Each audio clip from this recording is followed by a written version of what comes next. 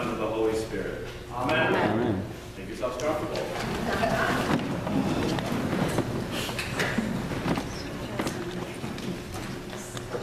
In the 1994 film With Honors, featuring Joe Pesci and Brendan Fraser, and by the way, this is probably the last time you will ever hear me quote a Brendan Fraser film, we are told the story of a Harvard law student, Monty, played by Brendan Fraser, who drops his thesis down a grate.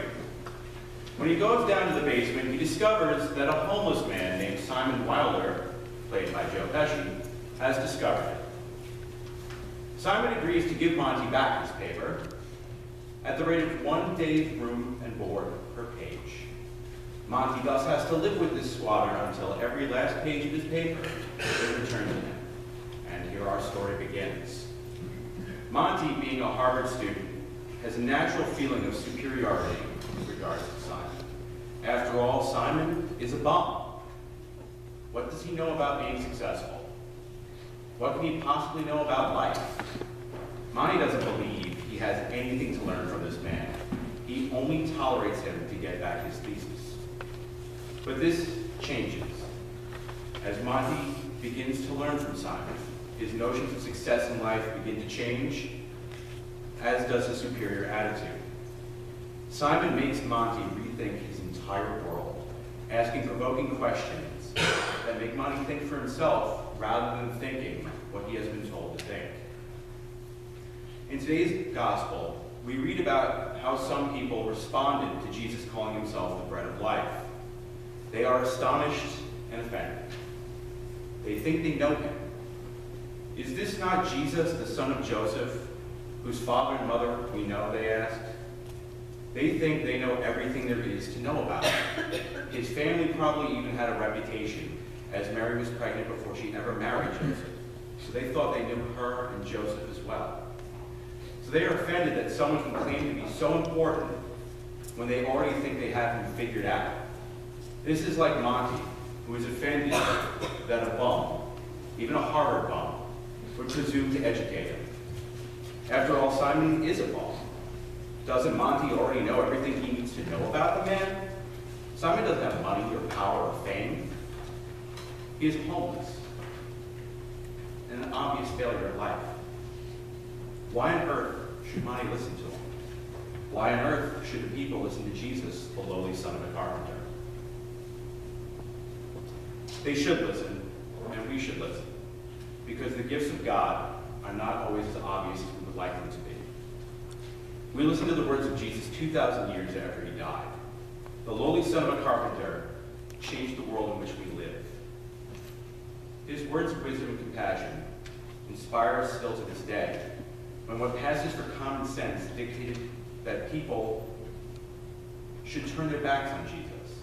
Common sense does that even today, as many people do turn their backs on Jesus, looking down on bums like Simon and ignoring the gifts that God places before us every day. What if Elijah, in today's passage, had ignored God's gifts? He was a beaten man, thinking that he would surely die for standing up for his God against Jezebel. He went into the wilderness to die. What if he had ignored that innocuous cake and that jar of water the angel placed before him? Would he have had the strength to go those 40 days and nights to Mount Horeb? Or would he, ignoring God's simple gifts of bread and water, have died in the wilderness as he wished? God calls us to new life every day, the people we meet and the oftentimes simple gifts we receive. Everything in this world is a gift, and God only asks that we accept it. When thinking about this, I ask myself, do we not all do things like this? Do we not reject God's gifts because we think we know better? After first meeting someone, 9 times out of 10, the first question we ask is, what do you do for a living? We ask this question because we think it will give us an idea of who this new person is. We want to immediately quantify them and very often try to figure out who they are in relation to us. When I was recently unemployed and people would ask me what I did for a living, I noticed the slightly condescending way they spoke to me when they found out that I had no job. It's not even as if they did it on purpose. It's just that we seem to have this notion that those with jobs are to be more respected than those without jobs, whether or not we know a person or his or her circumstances. We even go so far as to praise people with higher paying jobs, such as lawyers, doctors, and CEOs, while deriding those who flip burgers. What is wrong, may I ask, with flipping burgers? Someone has to do it. And for my part, while I was unemployed, I would often hang my head low.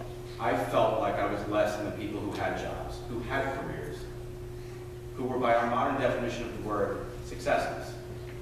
So I was selling myself short, because I too am a gift of God. This was also like Elijah. This was his mistake. He thought he was spent and useless and wandered into the wilderness to die. But like Elijah, God lifted me back up, often through simple things: a smile from a friend, a chocolate shake, and some very inspiring conversations with people I would never have listened to had I thought higher of myself than I did. A seat cab driver in New York City, a guy outside a bar who had once been a seminarian, a recovering substance abuser. These people were Jesus to me, God's bread that gave me life.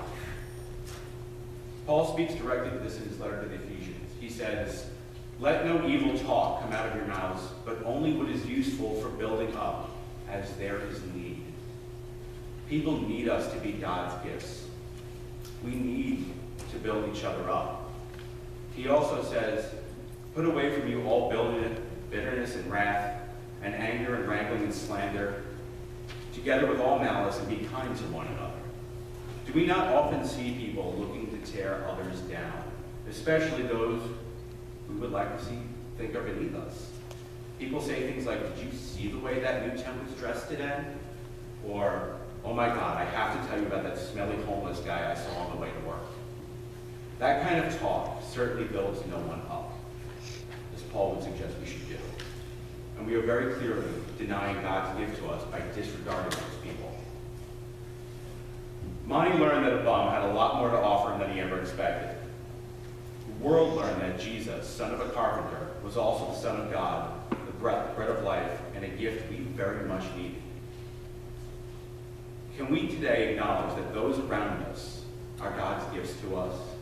And can we today acknowledge that we are gifts of God and the bread of heaven to others who need nourishment? It is both giving and receiving the gifts of God that we find true life and joy. Let us all seek to live the happy life. Amen.